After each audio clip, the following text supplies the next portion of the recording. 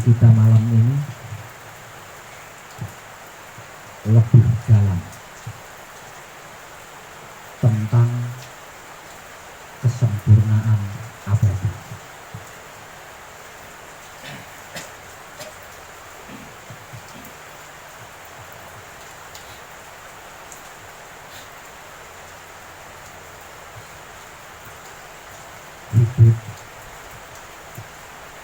Hidup itu waktu yang dipinjamkan kepada makhluk.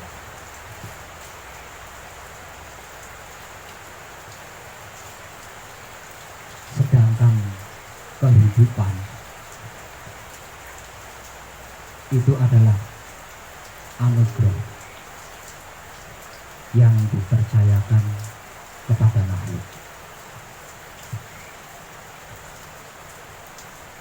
Kalau tidak manunggal, sebenar-benarnya manunggal jati, kedua-duanya sewaktu-waktu bisa diambil oleh Sang Empunya.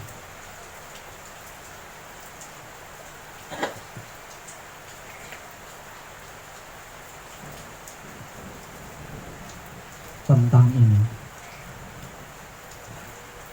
tidak ada satupun makhluk yang bisa mengelak, karena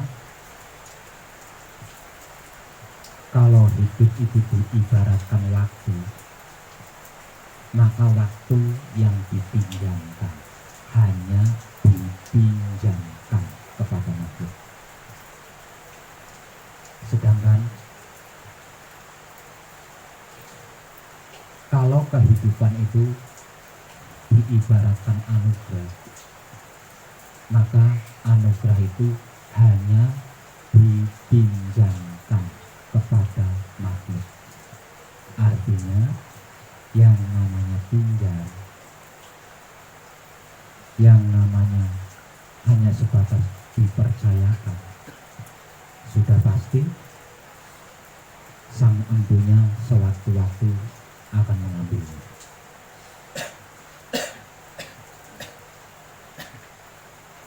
Tidak peduli kita itu sakti, pintar atau bodoh, nggak peduli kita itu tua, muda, remaja, atau bahkan masih balita. Tidak peduli setinggi apapun jabatan kita, tidak peduli sebanyak apapun harta benda kita, nggak peduli cantik, nggak peduli tampan, nggak peduli jelek, nggak peduli lelaki, tidak peduli perempuan, bahkan banci sekalipun. Sewaktu-waktu pinjaman kita dan sesuatu yang dipercayakan kepada kita pasti akan diambil oleh Sang Empunya.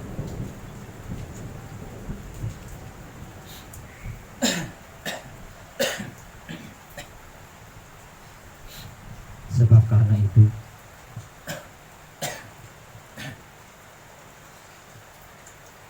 orang-orang ahli sampai mengeluarkan wawaler atau filosofi sebagai berikut.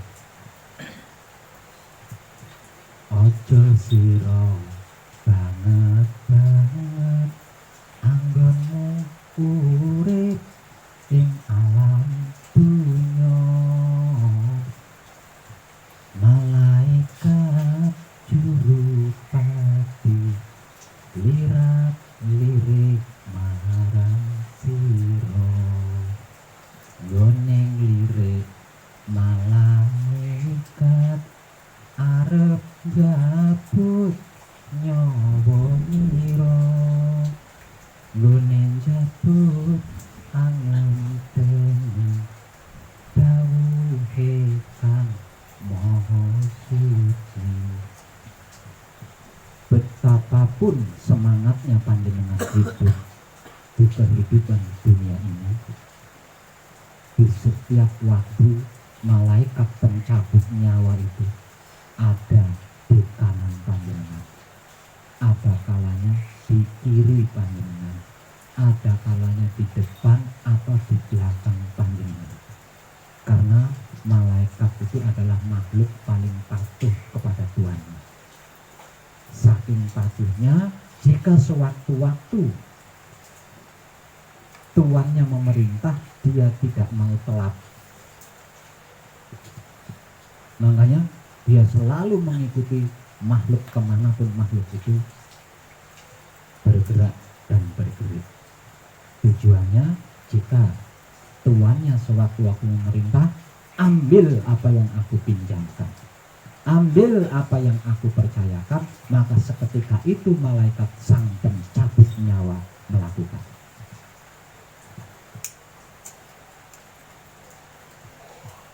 Tidak peduli, tidak peduli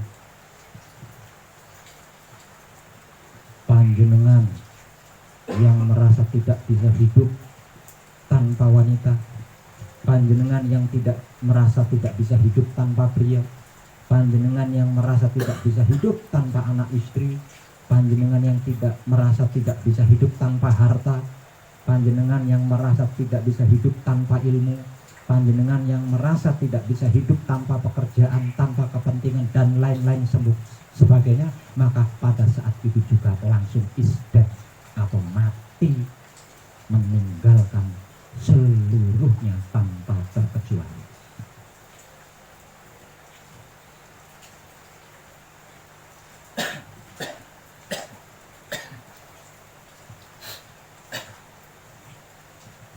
Jadi tidak ada alasan untuk berbangga diri.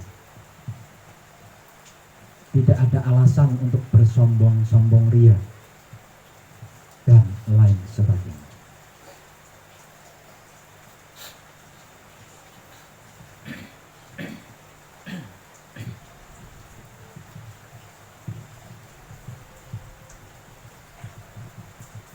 Dan inilah yang menjadi momok atau hantu menakutkan seluruh makhluk hidup, yaitu kematian atau mati.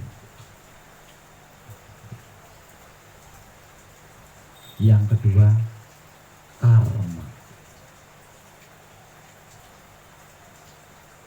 Kematian atau mati menjadi ada dikarenakan adanya karma. Karma atau hukum sebab akibat alam menjadi ada dikarenakan adanya kematian atau mati. Dan dua hal inilah yang seluruh makhluk tidak bisa mengelak, tidak bisa menghindari, tidak bisa sembunyi, apalagi menolak.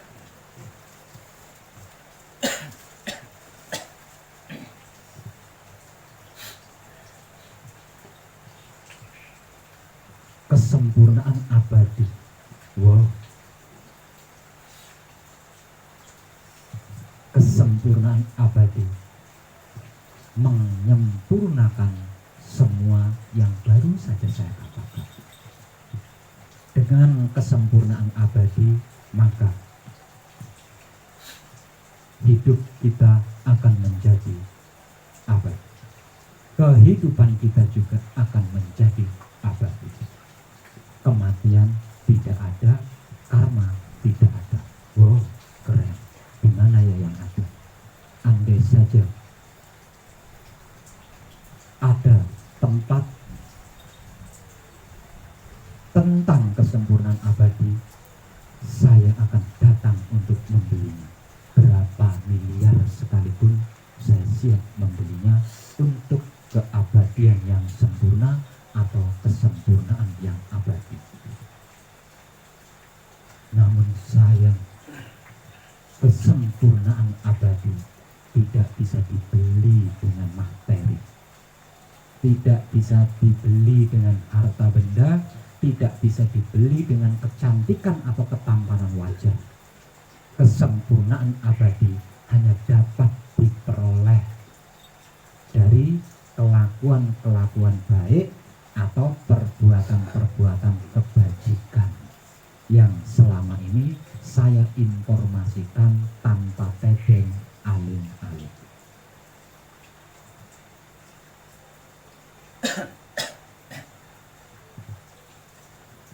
Pencapaiannya atau untuk mendapatkan kesempurnaan abadi,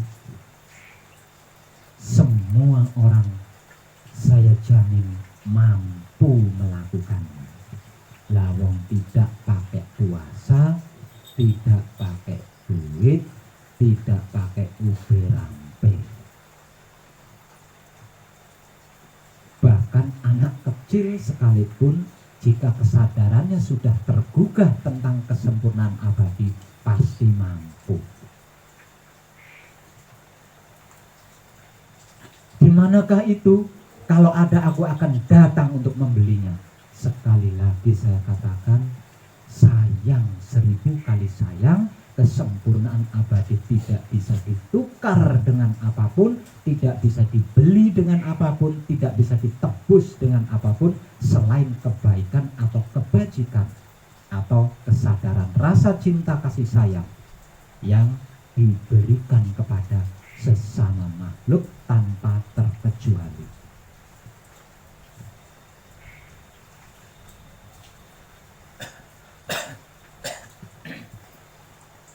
Tentang kesempurnaan abadi Pak Wed, saya tidak percaya. Sungguh saya tidak percaya tentang kesempurnaan abadi yang Pak Wed informasikan hampir setiap hari, hampir setiap malam. Karena dimanapun tempat belajarnya, apapun kitab yang dipelajarinya, dijelaskan dengan amat sangat jelas bahwa tidak ada satupun makhluk yang bisa menghindari mati, tidak ada satupun makhluk yang bisa menghindari karma. Kata-kata ini berarti lebih meyakini mati, bukan? Kata-kata ini berarti lebih meyakini karma, bukan? Kalau kita benar-benar yakin, benar-benar percaya dengan adanya kematian dan karma, kenapa kita tidak mempersiapkan diri untuk kematian tersebut? Kenapa kita tidak berbenah diri agar terhindar dari karma itu? Di mana letak percayanya panjenengan? Di mana letak yakinnya panjenengan tentang mati dan karma tersebut? Kalau kita memang yakin, memang percaya adanya mati, yakin dan percaya adanya karma, harusnya setiap saat kita selalu berbenah diri atau mempersiapkan diri untuk kedatangan mati yang sewaktu-waktu bisa sampai. Namun dalam kenyataannya tidak ada satupun praktek yang kita lakukan untuk mempersiapkan diri tentang kematian itu. Dengan ini berarti yakinmu tentang mati dan karma itu belgedes. Percayamu tentang karma itu belgedes, bohong. Sesungguhnya hidupmu meyakini tentang kesempurnaan abadi. Buktinya, kalau kita meyakini dan mempercayai adanya kesempurnaan abadi, sudah tentu hidup panjenengan akan selalu menggerak-gerikkan jiwa raga panjenengan untuk mempersiapkan diri tentang kematian yang jika sewaktu-waktu bisa datang. Kalau panjenengan lebih meyakini dan mempercayai karma, sudah tentu dan pasti hidup panjenengan akan selalu menggerak-gerikkan jiwa raga panjenengan untuk selalu berkesadaran agar tidak tersentuh karma. Namun dalam kenyataannya, hampir setiap waktu kita selalu merasa tidak bisa hidup tanpa wanita. selalu merasa tidak bisa hidup tanpa lelaki, selalu merasa tidak bisa hidup tanpa anak istri, selalu merasa tidak bisa hidup tanpa harta benda, selalu merasa tidak bisa hidup tanpa pekerjaan, tanpa kesibukan, tanpa bla bla bla bla bla. Bagaimana jika pada saat ini mati itu datang untuk panjenengan? Kalau kita yakin adanya mati, kita yakin adanya karma, mestinya kita hanya akan sibuk berbenah diri untuk mempersiapkan diri tentang datangnya kematian, tentang terhindarnya dari karma. Tidaklah lucu, sangat tidak lucu kalau kita yakin bahwa kita akan mati, tapi setiap hari kelakuan kita hanya mencari-cari kesalahan orang lain, hanya mencari-cari kekurangan orang lain, hanya mencari-cari keburukan orang lain. Setiap hari hanya menghakimi orang lain, hanya mengadili orang lain, menghina orang lain, membuli orang lain, memfitnah orang lain, mengadu domba orang lain.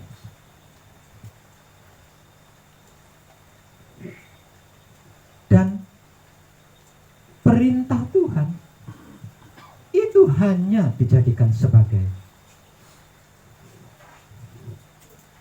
pengobat galau saja. Setiap saatnya selalu sibuk dengan urusan duniawi. Di mana letak yakin kita kepada kematian itu? Kalau kelakuan kita seperti itu, artinya di luar kesadaran sesungguhnya panjenengan percaya, panjenengan yakin dengan apa yang saya informasikan tanpa tebeng aling-aling terkait kesempurnaan abadi.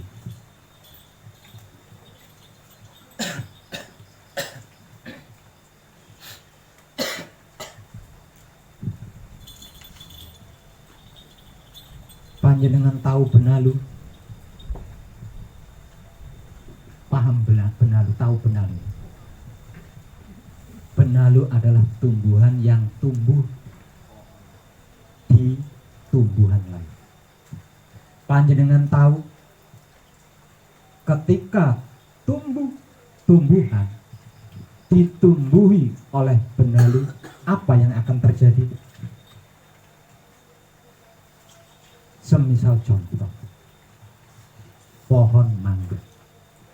Ketika benalu itu tumbuh di pohon mangga atau di ranting pohon mangga, maka benalu itu disebut sebagai benalu mangga.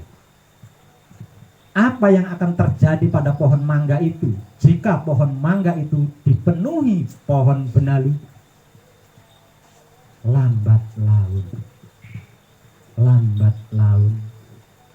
pohon mangga itu akan mati dan binasa. Ketika benalu itu tumbuh di pohon jati disebut sebagai benalu jati. Kalau benalu itu tumbuh di pohon randu disebut sebagai benalu randu. Kalau benalu itu tumbuh di pohon jeruk disebut juga sebagai benalu jeruk. Kalau benalu itu tumbuh di pohon teh disebut sebagai benalu teh. Dan apapun sebutan dari benalu ini adalah mematikan yang ditempati.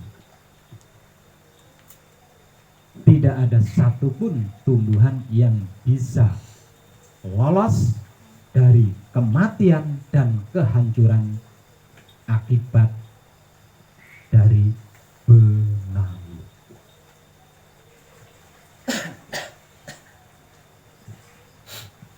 Itulah benalu. Benalu ada manfaatnya. Apa manfaat dari benalu? Manfaat dari benalu bisa dijadikan bahan tambahan dari untuk ramuan jamu tradisional. itu benalu yang tumbuh di tumbuh-tumbuhan. Apakah hidup ada benalunya? Ada. Nah, kalau hidup ditumbuhi benalu, apa yang akan terjadi? Sama dengan tumbuh-tumbuhan yang lain yang di setiap saatnya digerogoti oleh benalu. Lalu apa Pak Web? Benalu hidup itu, benalu hidup adalah doktrin dan dogma yang selama ini berakar di otak atau pikiran kita, di hati atau batin kita, di kelamin atau syahwat kita. Tentang apa? Tentang setelah mati.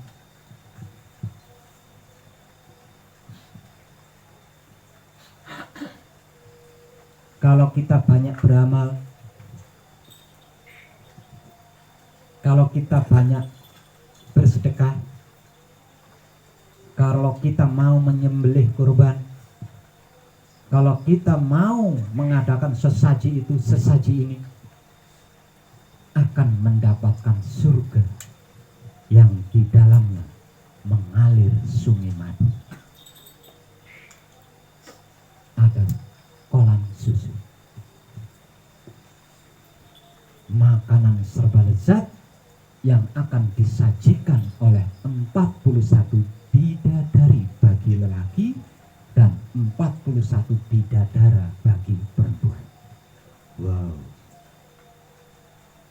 Kalau males bersedekah, males beramal alias pelit,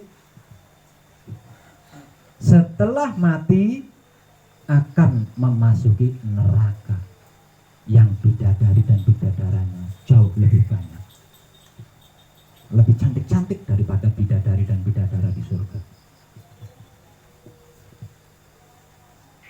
Tidak peduli.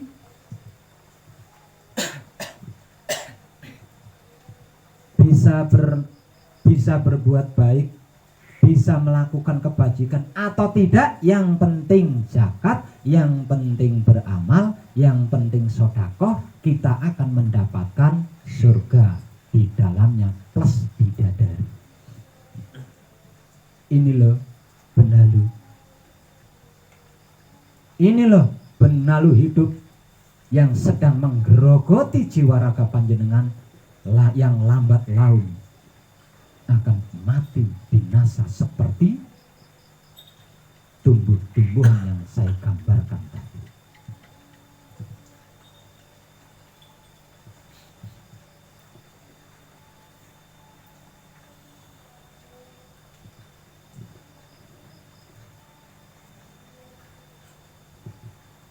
Kalau sudah terlanjur masuk neraka dengan 1000 siksaan pedih, gampang Pak Web disogok dengan doa-doa. Tiap hari kita mengadakan doa bersama dengan makanan lezat-lezat, sehingga saudara kita yang masuk di neraka itu mendapat keringanan, mendapat bantuan. Lah kok enak. Ini loh benalu hidup yang secara perlahan-lahan di luar kesadaran kita sedang menggerogoti jiwa raga kita,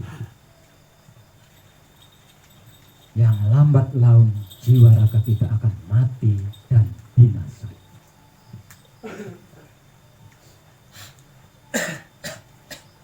Ditambah lagi bahwa yang disebut Tuhan itu begini, yang disebut Tuhan itu begitu, yang disebut Tuhan itu merah, yang disebut Tuhan itu putih, yang disebut Tuhan itu hitam, biru, coklat, bla bla bla bla. Tempat tinggalnya di sana, tempat tinggalnya di sini. Kalau bukan di sini bukan Tuhan, kalau tidak tinggal di sana bukan Tuhan. Ini loh benalu yang secara perlahan-lahan sedang menggerogoti jiwa raga kita, hingga pada akhirnya akan mati binasa seperti tumbuh-tumbuhan yang saya gambarkan tadi.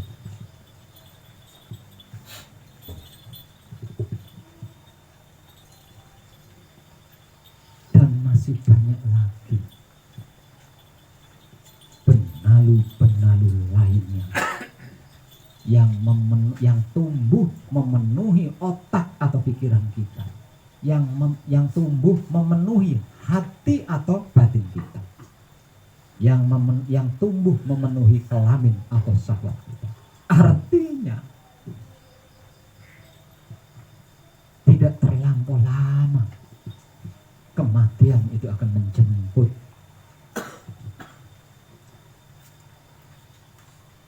Sudah sebagai pinjaman yang sewaktu-waktu akan diambil oleh sang empunya, dipercepat oleh benalu. Sungguh tidak adilnya Tuhan, bukan?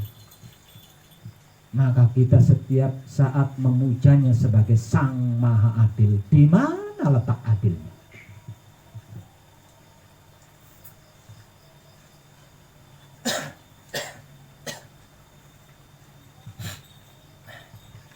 Di mana letak adil?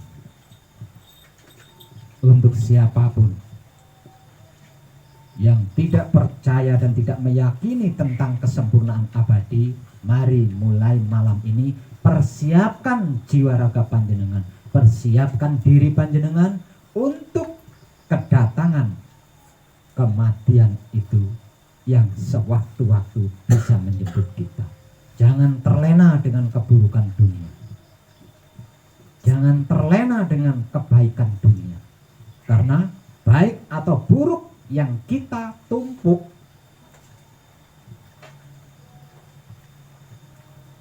entah kapan saatnya kita akan mati. Sehingganya sebanyak apapun kebaikan yang kita simpan menjadi sia-sia. Lawong mati, apalagi keburukan. Kebaikan saja menjadi sia-sia jika ditinggal mati. Istri kita yang masih cantik akan dikawin orang lain. Anak-anak kita yang dengan gigih kita didik itu dan ini, setelah kita tinggal mati rebutan warisan. Harta kita yang banyak yang kita tinggal setelah kita mati, wah, menjadi semrawut. Bisnis kita menjadi semrawut. Apapun menjadi tidak ada yang berguna setelah ditinggal mati. Itu loh benalu hidup yang secara perlahan-lahan sedang menggerogoti jiwa raga kita, hingga pada akhirnya akan mati binasa. Kesempurnaan abadi, wow, keren.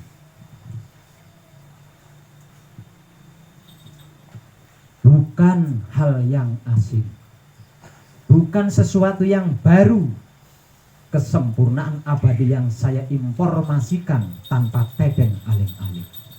Bahkan sejak zaman manusia paling sempurna pertama, yaitu kakek moyang kita Adam dan nenek moyang kita Hawa, itu sudah membicarakan tentang kesempurnaan abadi. Jadi kesempurnaan abadi yang saya informasikan tanpa tedeng aling-aling bukan hal yang baru. Sejak zaman kakek nenek moyang kita sudah dibicarakan. Apa buktinya? Kalau kakek nenek moyang kita sudah membicarakan tentang kesempurnaan abadi, kakek moyang kita Adam, nenek moyang kita Hawa menjadi bermasalah di dunia ini gara-gara apa? Gara-gara memakan buah kuldi. Apakah itu buah kuldi? Buah kuldi adalah filosofi rahasia tentang keabadian yang hanya Maha Suci sendiri yang mengetahui. Kemudian Al-Jajil menjebak kakek moyang kita Adam dan nenek moyang kita Hawa. Wahai Hawa, makanlah buah kuldi itu dan engkau akan hidup abadi tidak akan mengalami kematian sampai kapanpun, seperti yang dialami oleh makhluk-makhluk lainnya.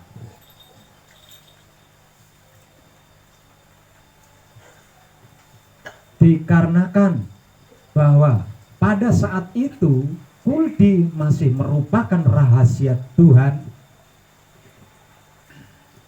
pada awalnya nenek moyang kita Hawa menolak.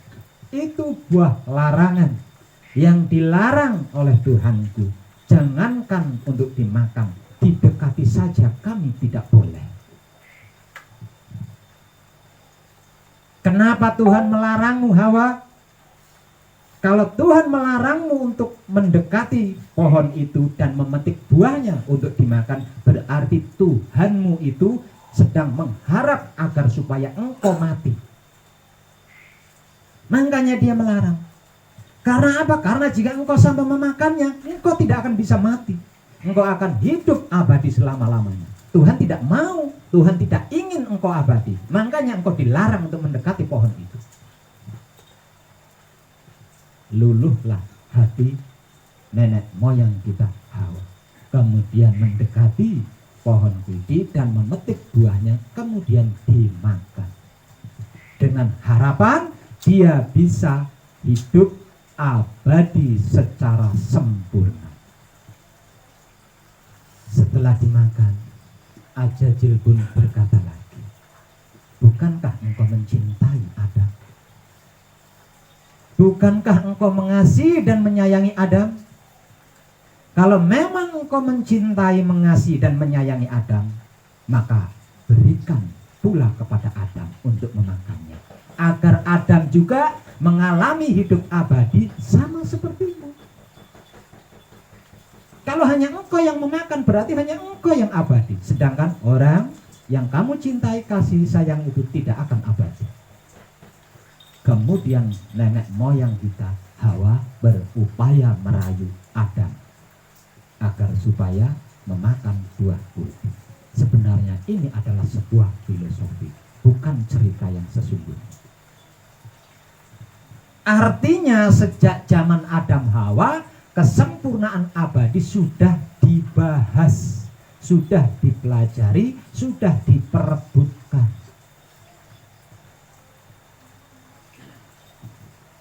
Jadi apa yang saya informasikan tanpa tebing aling-aling itu bukan hal yang baru.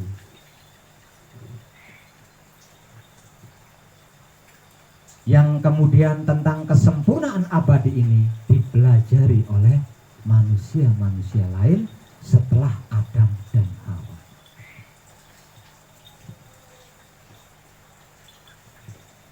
Tapi kenapa setelah memakan buah kuldi Adam Hawa tetap mati? Dikarenakan buah kuldi itu belum disempurnakan. Artinya belum diartikan, belum dijelaskan. Maha Suci baru sebatas mengatakan itu pohon dan buah kuldi. Arti maksud tentang pohon buah kuldi belum dijelaskan oleh Maha Suci. Dan Adam Hawa telah memakannya terlebih dahulu. Artinya buah itu masih belum ada manfaatnya, belum ada mujizatnya. Bermula dari cengkrama antara malaikat Ajajil dengan Siti Hawa, inilah kemudian kesempurnaan abadi menjadi buruan semua makhluk yang memiliki pikiran. Jadi kalau kita merasa punya pikiran, coba merenung. Satu, merenung tentang apa yang sudah saya sampaikan tadi. Yang kedua, merenung tentang apa yang sudah pernah saya sampaikan beberapa hari yang lalu. Bahwasanya yang disebut mati itu perpisahan antara wujud kita dengan hidup kita. Mati berarti berarti hidup kita keluar dari tubuh kita. Kalau hidup kita tidak keluar dari tubuh kita, berarti kita belum mati. Lah, kalau hidup kita selama-lamanya tidak pernah keluar dari tubuh kita, berarti kita tidak mati-mati kan? Lah, kalau selama-lamanya kita tidak pernah mati-mati, sebutannya apa? Abadi. Jadi sebenarnya nggak aneh, dan ini logika banget. Logika banget. Dan untuk orang-orang yang merasa punya pikiran, pasti memburu. Untuk apa harta kekayaanku?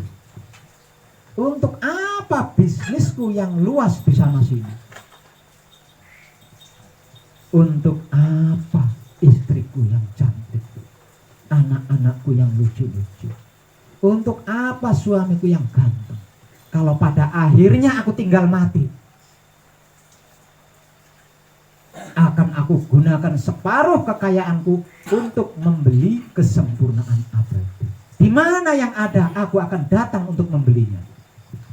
Namun sayang, tidak bisa dibeli dengan materi, tidak bisa dibeli dengan harta benda, tidak bisa dibeli dengan ilmu atau rupa dan apapun. Kesempurnaan abadi adalah buah kuldi, hasil dari perilaku. Kesempurnaan abadi adalah buah kuldi. Buah itu hasil, kuldi itu laku. Buah laku apa? Buah laku kebajikan, buah laku kebaikan, buah laku menebar kesadaran rasa cinta kasih sayang Romo kepada siapapun, apapun, dimanapun, hingga sampai kapanpun.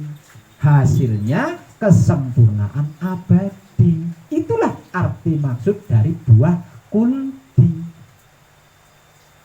Tanpa melakukan kebajikan, tanpa perbuatan baik, tidak bisa. Contohnya, kakek moyang kita Adam, nenek moyang kita Hawa. Belum melakukan kebajikan model apapun, belum melakukan kebaikan jenis apapun, makan buah kuldi. Yang masalah yang ada. Yang ada hanya masalah. Lawang belum melakukan apa-apa, belum berbuat apa-apa, memakan buah kuldi, mengharap hasil dari kelakuan, ya sampai kapanpun tidak akan dapat. Ya wong melakukan saja belum, kok mengharap buahnya laku, kelakuan, mengharap hasilnya kelakuan, ya nggak bisa.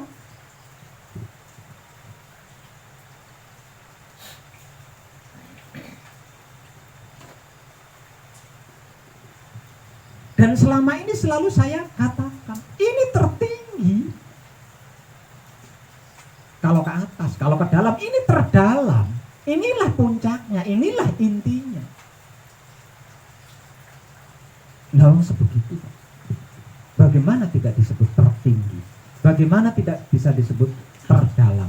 Bagaimana tidak bisa disebut intinya? Lawang tentang kesempurnaan abadi.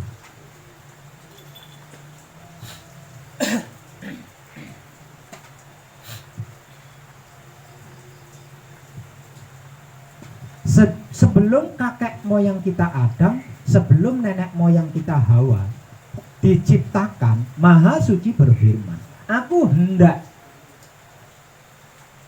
menciptakan makhluk di bumi. Belum selesai. Maha Suci berfirman itu belum selesai. Baru sampai, aku hendak menciptakan makhluk di bumi.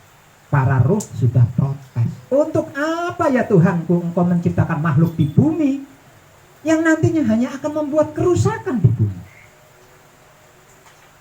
Belum selesai, Maha Suci berfirman, sudah diprotes oleh para roh.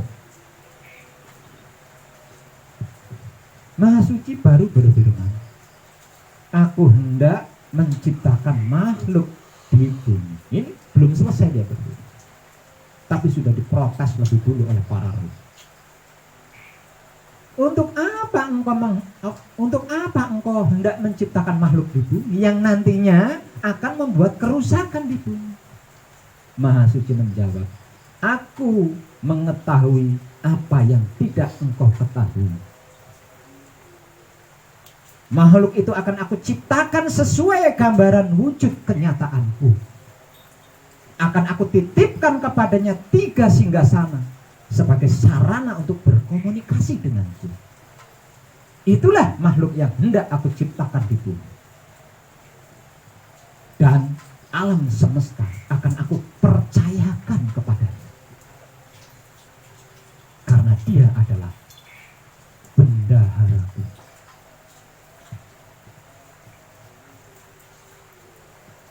Tapi kenapa kejadiannya kok seperti ini? Wajar lebih memilih dan meyakini mati lawang bukan gambaran wujud kenyataan Tuhan.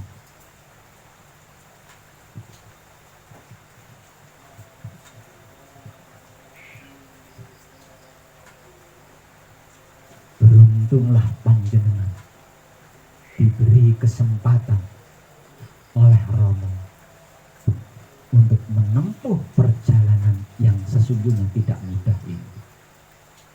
Dan Romo akan memberi imbalan yang tak ternilai, yaitu kesempurnaan abadi, keadaan Tuhan.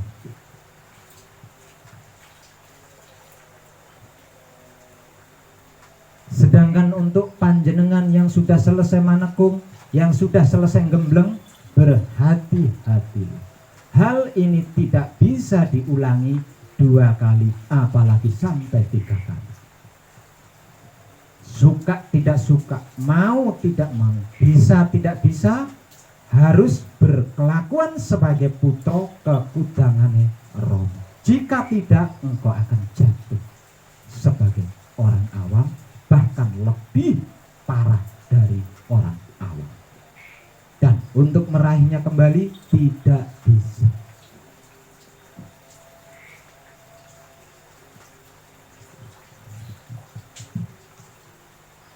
Jadi jangan dikarenakan penempuhannya panjenengan pikir ringan, lalu panjenengan anggap remeh setelah berhasil mencapai.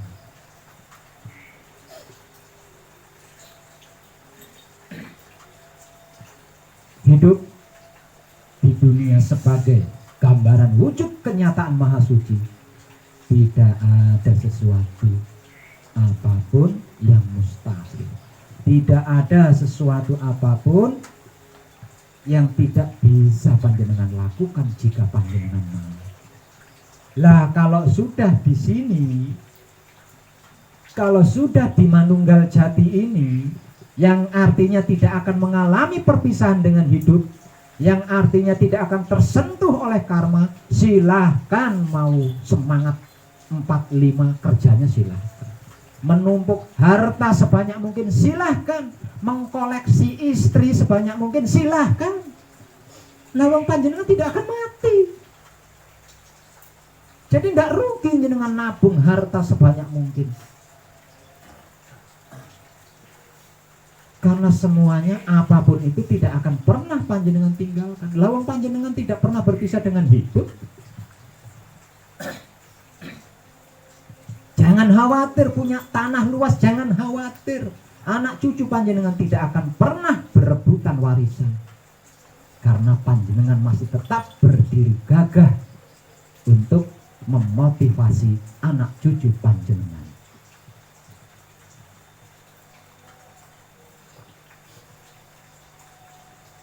Namun jangan lupa berbagi, karena berbagi itu adalah bunganya kebajikan. Berbagi adalah bunganya kebaikan.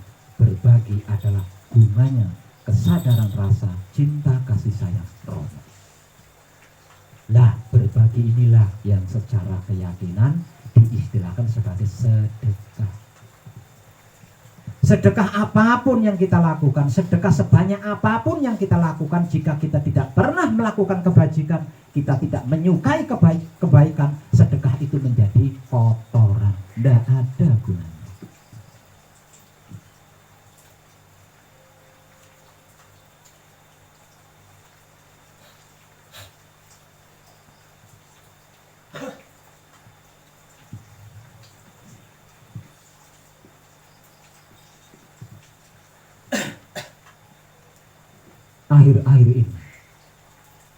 Akhir-akhir ini saya mulai merasakan bahwa ternyata apa yang saya informasikan tanpa tegeng aling-aling ini ada batas waktunya.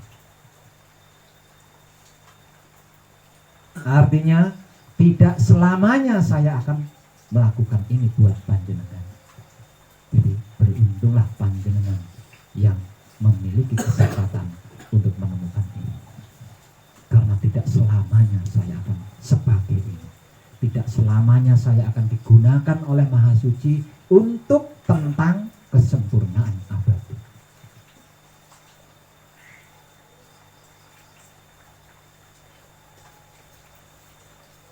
Jadi setelah berhasil gembleng nanti, berhati-hati. Pertahankan hingga menjadi kontinu dan universal. Semakin panjenengan pertahankan, semakin dia melebar, ngayomi keturunan-keturunan panjenengan, keluarga-keluarga panjenengan, hingga 7, ke kanan, ke kiri, ke depan, ke belakang, ke atas, ke bawah, ikut terselamatkan.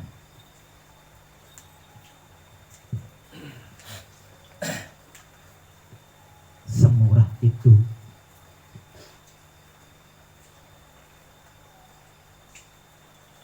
tidak tertarik,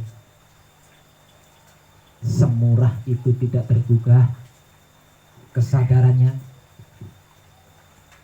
bodoh panjenengan sendiri. Tidak tertarik, tidak tergugah, persiapkan diri panjenengan untuk menyambut kedatangan malaikat pencabut nyawa sewaktu-waktu.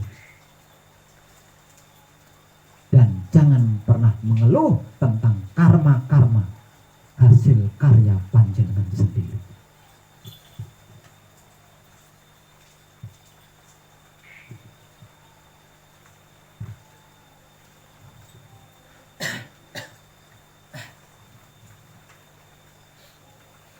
Itu loh yang sedang dicapai, itu loh yang sedang digapai kepada panjenengan yang sedang gembleng. Lakunya, gerak-geriknya hanya begini-begini saja kan. Tapi hasil yang akan panjenengan dapatkan adalah gambaran kenyataan wujudnya Maha Suci, yaitu kesempurnaan abadi yang sejak awal kehidupan manusia menjadi idola dan rebutan.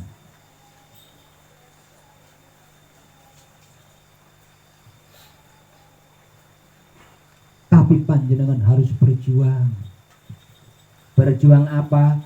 Berjuang mencabut benalu-benalu yang seumur hidup berakar kuat di otak atau pikiran panjenengan, di hati atau batin panjenengan, di kelamin atau sabab panjenengan. Percayalah, percayalah, Maha Suci itu bukan apa-apa, bukan siapa-siapa.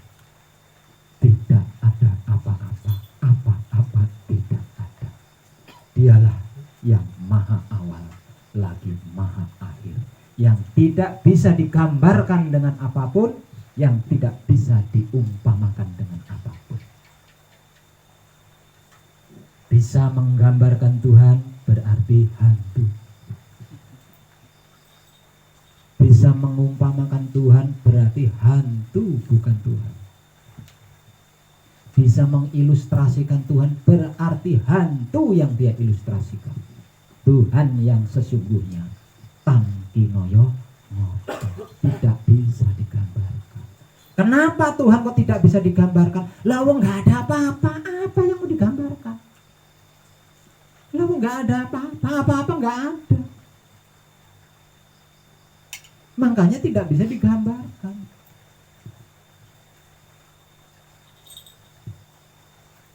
Nah, benalu tentang ini yang harus panjenengan cabut. Benalu yang menganggap bahwa Tuhan itu merah. Benalu yang selama ini menganggap bahwa Tuhan itu putih, hitam, wungu terong. Nah, ini yang harus panjenengan cabut. Karena semuanya itu bukan Tuhan yang sesungguhnya. Karena sesungguh-sungguhnya Tuhan tangkinoyo ngopo. Tidak bisa digambarkan dengan apapun. Lawang belum ada apa-apa, tidak ada apa-apa. Apanya yang digambarkan? Yang mau digambar apanya? Lawang tidak ada apa-apa, apa-apa tidak ada. Sebelum kejadian, awalnya tidak ada apa-apa, apa-apa tidak ada. Selain aku. Firman-Nya berbicara seperti itu. Sebelum kejadian, awal mulanya tidak ada apa-apa. Kenapa kok tidak ada apa-apa? Belum ada apa-apa. Namanya juga awal kejadian. Awal kejadian itu tidak ada apa-apa. Kenapa tidak ada apa-apa? Karena belum ada apa-apa. Selain aku. Selain Maha Suci maksudnya. Berarti kesimpulannya tidak ada apa-apa karena belum ada apa-apa. Itulah sebenar-benarnya Tuhan. Sebab karena itu yang sudah berhasil mencapai tingkatan itu berkata, tidak bisa digambarkan. Lalu nggak ada apa-apa. Apa yang mau digambarkan?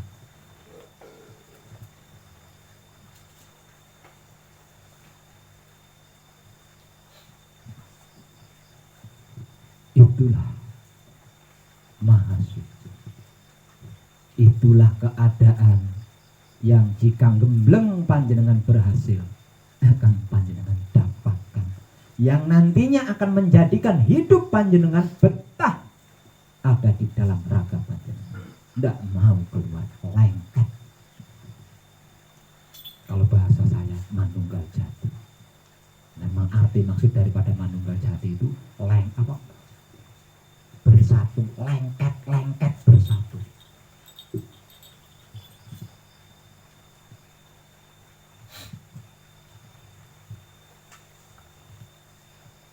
Silakan aja direnungkan apa yang saya katakan ini. Menggunakan logika saja, tidak usah spiritual, terlalu jauh menggunakan spiritual. Renungkan saja pakai logika. Masuk akal enggak? Logika banget. Ini logika banget. Namun dikarenakan saking banyaknya benalu-benalu hidup yang menggerogoti kehidupan kita, di otak atau pikiran kita, di hati atau batin kita, di kelamin atau syahwat kita, rumit.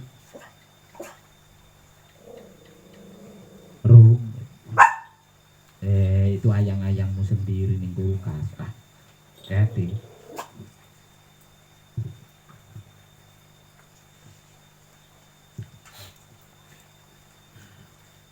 Jadi setelah panjenengan selesai ngembleng nanti, silahkan panjenengan merawat raga panjenengan sepuas panjenengan jika ada sarana untuk merawat tubuh panjenengan. Karena panjenengan tidak akan meninggalkan tubuh panjenengan. Silahkan menumpuk harta jika ada harta. Karena panjenengan tidak akan meninggalkan harta panjenengan. Silahkan bekerja sehari penuh jika semangat bekerja panjenengan penuh, karena panjenengan tidak akan kehilangan pekerjaan. Lawang tidak mati.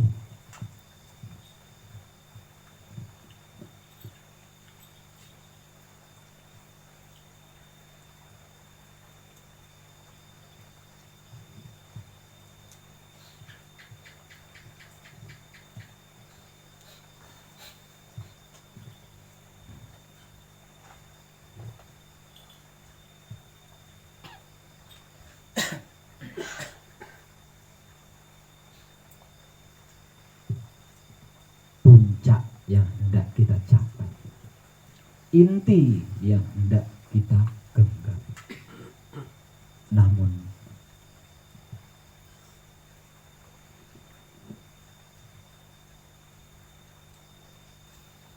penebusannya amat sangat sederhana, bukan? Walau begitu, ada loh yang tidak mampu.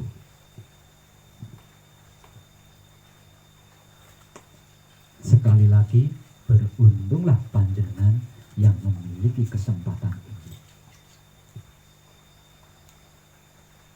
Beruntunglah panjenengan yang mampu melakukannya. Karena bisa jadi entah kapan waktunya nanti saya tidak digunakan lagi oleh Maha Suci untuk tentang ini. Artinya ada kemungkinan saya akan berhenti tidak melakukan ini. Mungkin hal itu akan terjadi ketika Maha Suci menganggap bahwa gambaran wujud kenyataannya sudah lebih dari cukup, baru akan dihentikan.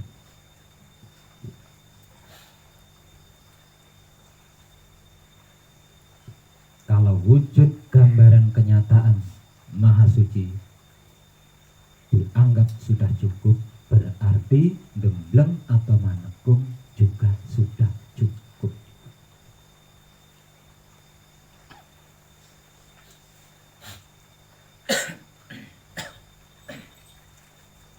Tentang ini, percaya atau tidak percaya, mari kita buktikan bersama. Caranya membuktikan bagaimana? Caranya membuktikan manekung atau gembleng. Selama manekung atau gembleng konsekuen melalui jalan yang ditunjukkan terkait manekung atau gembleng. Setelah manekung atau setelah gembleng berkelakuan sebagai putra kekudangan roh, selesai. Kesempurnaan abadi akan menjadi hak kita yang lambat laun akan mengayomi 7 keturunan, ke kanan, ke kiri, ke depan, ke belakang, ke atas dan ke bawah, ikut tersempurnakan. Di mana panjenengan akan mencari itu?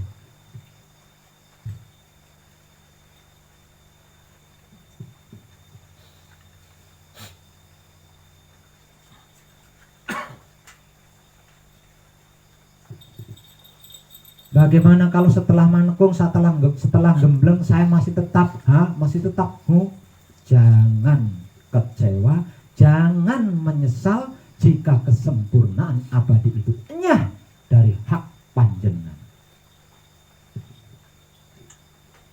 Apakah tidak bisa diulangi? Sangat tidak bisa. Sangat tidak bisa.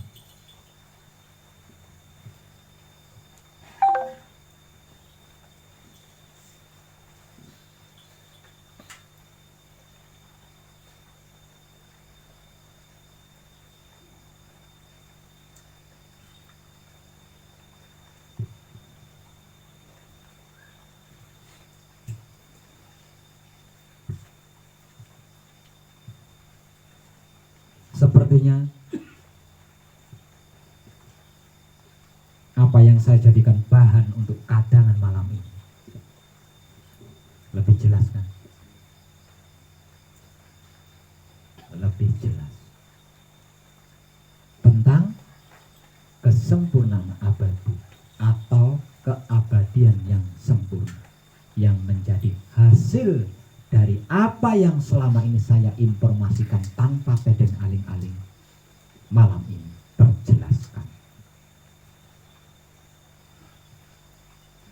Apakah orang-orang zaman dulu, leluhur-leluhur kita, ada yang berhasil mencapai kesempurnaan abadi atau keabadian yang sempurna? Banyak. Banyak.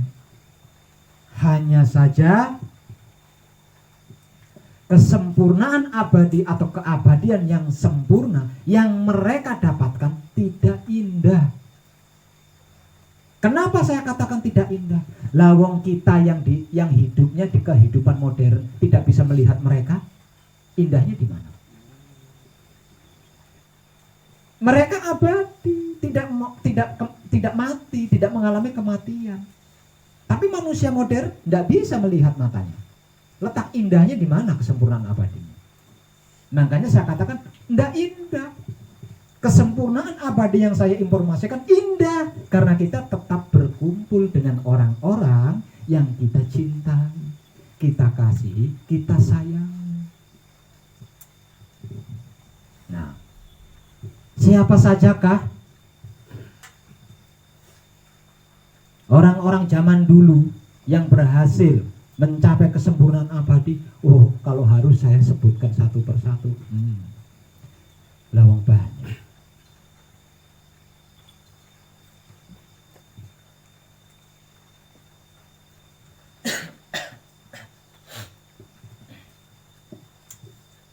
Karena kita sudah memiliki benalu kitab di dalam diri.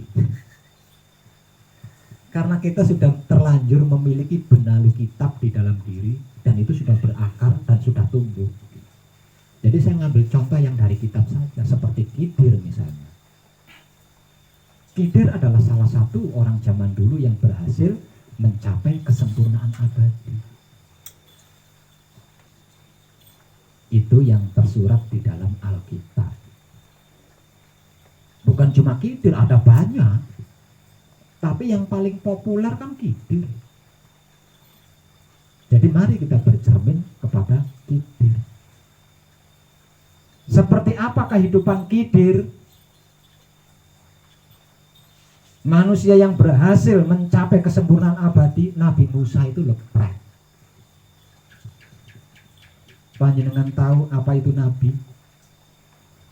Nabi adalah manusia yang dipilih oleh Maha Suci untuk menjadi kaki tangannya.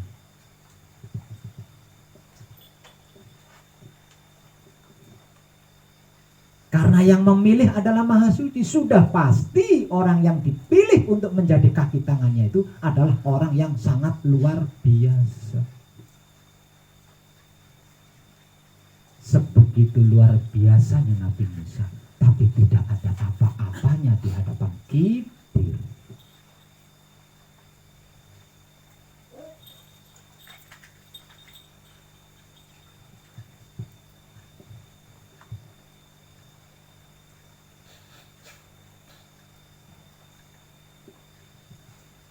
Ada lagi enggak Pak Web yang dari kita? Banyak.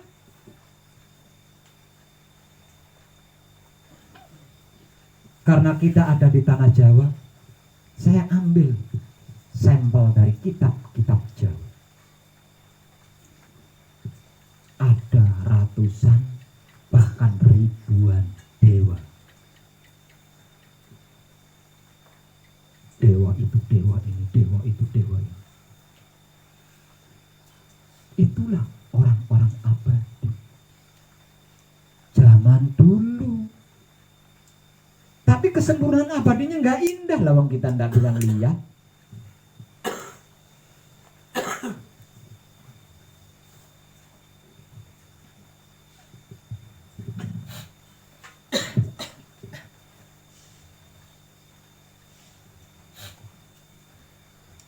Tapi saya nggak kenal sama dewa-dewa itu, lawang ada di dalam kotak agama, ya nggak kenal sama dewa. Begitu juga orang-orang yang ada di luar kotak agama. Sama, tidak kenal sama malaikat-malaikat itu, tidak kenal. Orang-orang yang berada di luar kotak agama sama tidak kenal dengan yang namanya malaikat. Begitu juga orang-orang yang berada di dalam kotak agama tidak kenal dengan yang namanya dewa-dewa. Anak podoai, beruntunglah kita tidak terjebak oleh kotak-kotak itu, sehingga bisa memiliki pandangan mata universal, luas.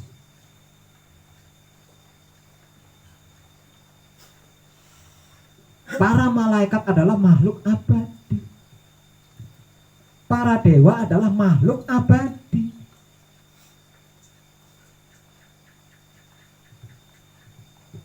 Dan sesungguhnya para nabi juga makhluk abadi sesungguhnya. Namun dikarenakan tidak semua berhasil mencapai kesempurnaan abadi, ya enggak abadi.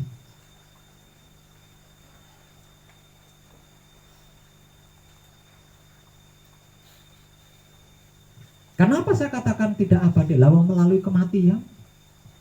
Letak abadinya di mana? Abadi itu tidak mengalami kematian, tidak mengalami kerusakan, tidak mengalami kehancuran. Apapun itu, jika mengalami kematian, mengalami kerusakan, mengalami kehancuran, berarti tidak abadi, tidak sempurna.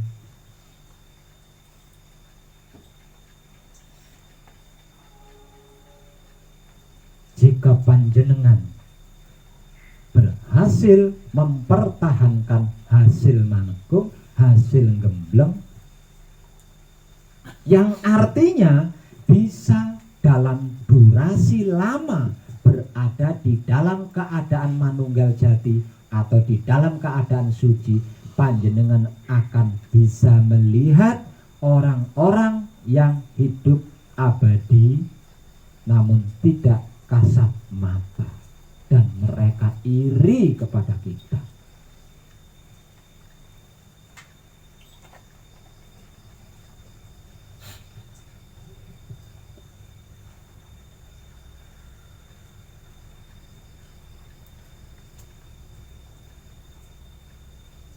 Namun mereka tidak menyesal. Kenapa tidak menyesal? Sebab jika di dunia jumlah gambaran wujud kenyataan Maha Suci cukup, mereka pun bisa ikut di dalam kehidupan nyata.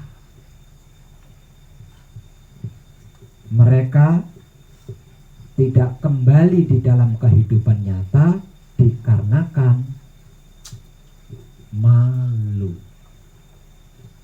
Kenapa malu? Coba kalau Nabi Khidir sekarang muncul di hadapan panjenengan, diekspos, darahnya apa? Masuk TV viral, malu mereka. Nah, mereka adalah orang-orang suci, sudah tidak butuh seperti itu kan? Nah kalau ada 10 saja mereka yang hidup abadi muncul sekarang, semua orang tuh jubrek ngarep TV kabeh ngosip, wah. Aneh. Kalau mereka muncul aneh bagi kita. Makanya dikarenakan mereka memiliki kebijaksanaan, mereka bertahan di sana. Mereka bertahan di sana sambil berharap di dunia ini memiliki jumlah cukup orang-orang yang sesuai dengan gambaran kenyataan Maha Suci. Karena kalau gambaran kenyataan Maha Suci sudah cukup di dunia ini, mereka akan ikut nimbrung.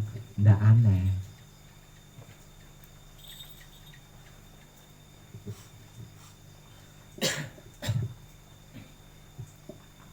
Luar biasa bukan wahyu pancagaib?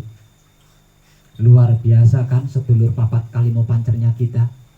Luar biasa kan Maha Suci menciptakan kita, mendesain kita? Maha Suci menciptakan kita untuk itu. Maha Suci mendesain kita untuk itu. Maha Suci merancang kita untuk itu, dan Maha Suci memperlakukan kita untuk itu. Tinggal kitanya mau enggak.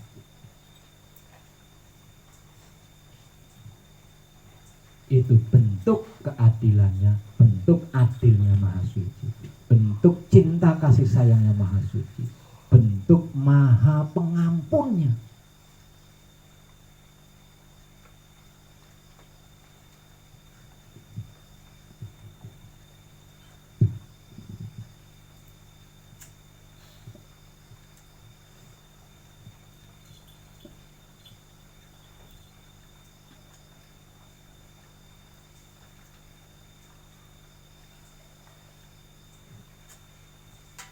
Dan saya rasa